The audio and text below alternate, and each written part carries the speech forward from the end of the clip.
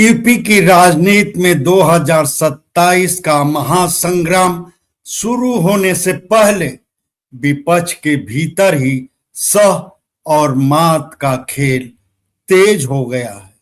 कांग्रेस के दो बड़े दलित नेता अचानक मायावती के दरवाजे पहुंचते हैं। मुलाकात नहीं होती, मगर सियासत में भूचाल आ जाता है। उधर अखिलेश यादव अगले ही दिन सभी 403 विधानसभा सीटों पर तैयारी का ऐलान कर देते हैं। तो क्या इंडिया गठबंधन के भीतर सब कुछ ठीक नहीं? क्या कांग्रेस सपा पर दबाव बनाने के लिए बसपा कार्ड खेल रही है? और क्या मायावती फिर से यूपी की राजनीति की किंग मेकर बनने जा रही हैं? नमस्कार, मैं राजकमल, आप देख रहे हैं आजकल समाचार। यूपी की राजनीति में इस समय सबसे बड़ा सवाल भाजपा नहीं, बल्कि विपक्ष के भीतर की राजनीति बन चुकी है। क्योंकि 19 मई को कांग्रेस के दो वरिष्ठ दलित नेता बाराबंकी सांसद तनुज पुनिया और राजेंद्र पाल गौतम अचानक बसपा सुप्रीमो मायावती से मिलने पहुंचते हैं। मुलाकात नहीं होती, कांग्रेस तुरंत नोटिस जारी कर देती है।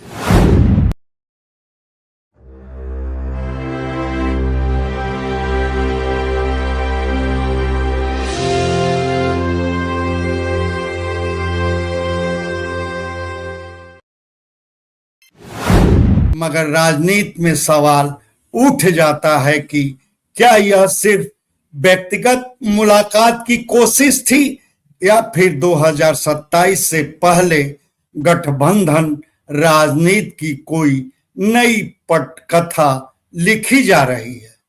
और सबसे दिलचस्प बात, इसके अगले ही दिन अखिलेश यादव का 403 सीटों पर तैयारी वाला बयान, यानी संदेश साफ, जरूरत पड़ी तो सपा अकेले भी मैदान में उतर सकती है। तो क्या विपक्ष के भीतर सीटों को लेकर खींचतान शुरू हो चुकी है? क्या कांग्रेस बसपा के जरिए सपा पर दबाव बनाना चाहती है? और क्या मायावती अभी भी वो फैक्टर हैं जिनके बिना यूपी की सत्ता का गणित अधूरा है? चलिए इस पूरी राजनीतिक विषाद को विस्तार से समझने की कोशिश करते हैं। यूपी की राजनीति में अक्सर जो बातें बंद कमरों में होती हैं, उनका असर सार्वजनिक बयान से ज्यादा बड़ा होता है। कांग्रेस के दो वरिष्ठ दलित नेताओं का अचानक मायावती आवास पहुंचना सिर्फ शिष्टाचार मुलाकात नहीं माना गया, क्योंकि टाइमिंग बेहद अहम थी।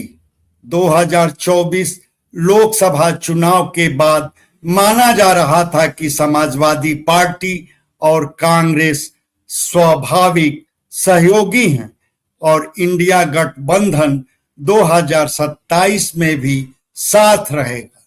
मगर तभी कांग्रेस नेताओं का बसपा प्रमुख तक पहुंचने का प्रयास यह संकेत देता है कि कांग्रेस शायद अपने राजनीतिक विकल्प खुले रखना चाहती है। कहा गया कि मायावती से मुलाकात की कोशिश अधिकृत नहीं थी, मगर राजनीति में अक्सर सवाल बयान से नहीं, परिस्थितियों से पैदा होते हैं। और यहाँ सबसे बड़ा सवाल यही है, अगर यह सिर्फ निजी मुलाकात की कोशिश थी तो इतनी राजनीतिक बेचैनी क्यों दिखी? दरअसल कांग्रेस की सबसे बड़ी चुनौती यूपी में अपना खोया सामाजिक आधार वापस पाना है। एक समय दलित वोट बसपा की ताकत था, मगर पिछले कुछ वर्षों में बसपा का संगठन कमजोर हुआ, वोट बैंक बिखरा और इसी खाली जगह में कांग्रेस अवसर तलाश रही है। राहुल गांधी का संविधान बचाओ और आरक्षण बचाओ अभियान भी इसी रणनीति का हिस्सा माना गया। कांग्रेस जानती है अगर उसे यूपी में दोबारा खड़ा होना है तो दलित राजनीति में जगह बनानी ही होगी। यहीं से मायावती का महत्व फिर बढ़ जाता है, क्योंकि बसपा भले चुनावी रूप से कमजोर दिखे मगर उसका कोर वोट बैंक आज भी कई दलों के लिए आकर्षण का केंद्र है।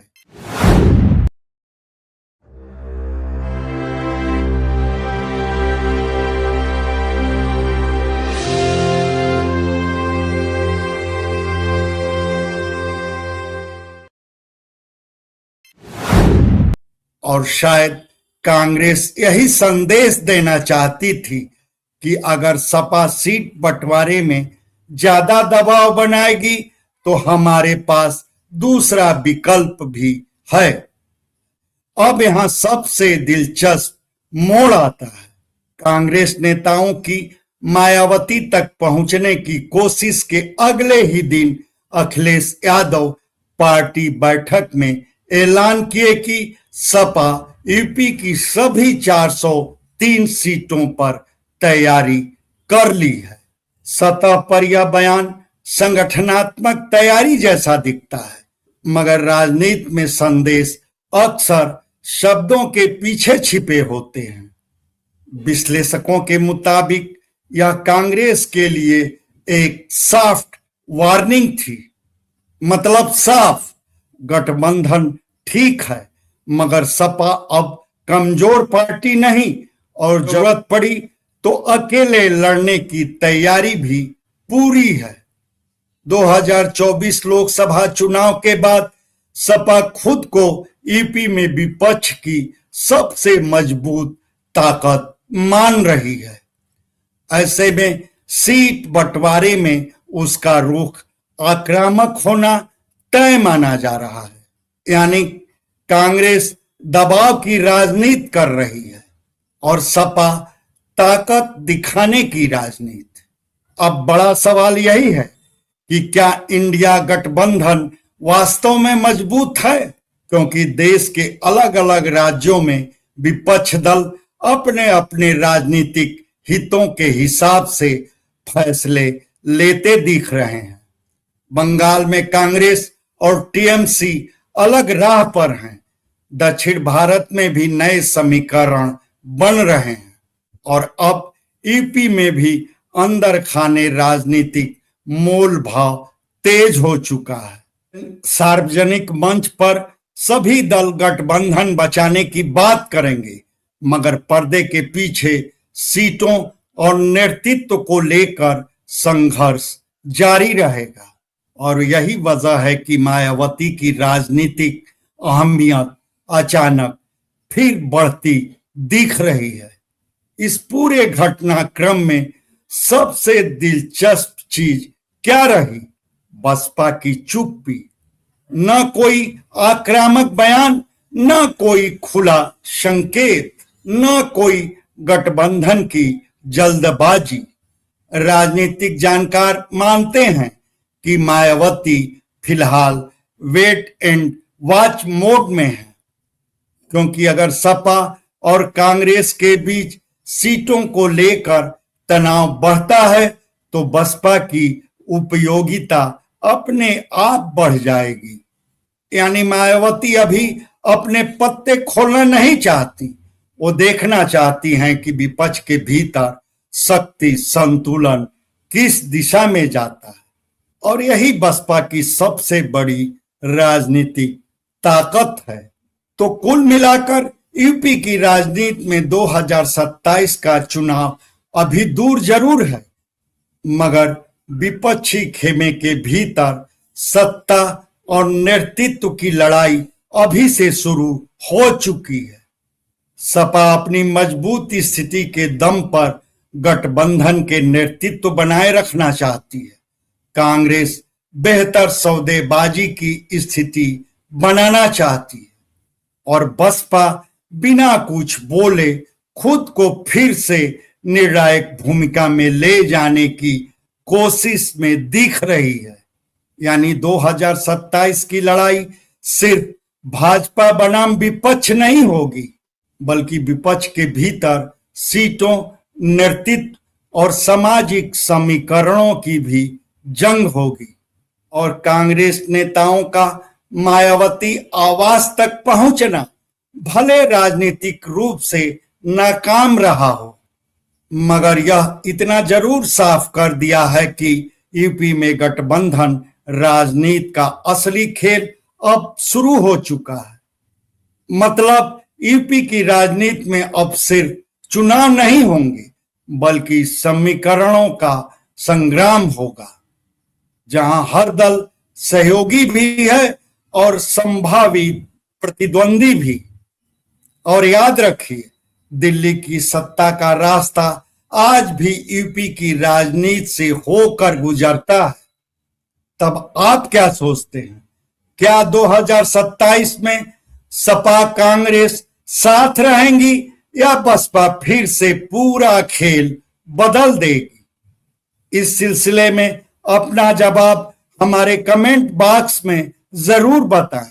धन्यवाद। आपसे आग्रह है कि हमारे वीडियो को लाइक करें, शेयर करें, चैनल को सब्सक्राइब करें और फेसबुक यूजर हैं तो हमारे पेज को फॉलो करना ना भूलें।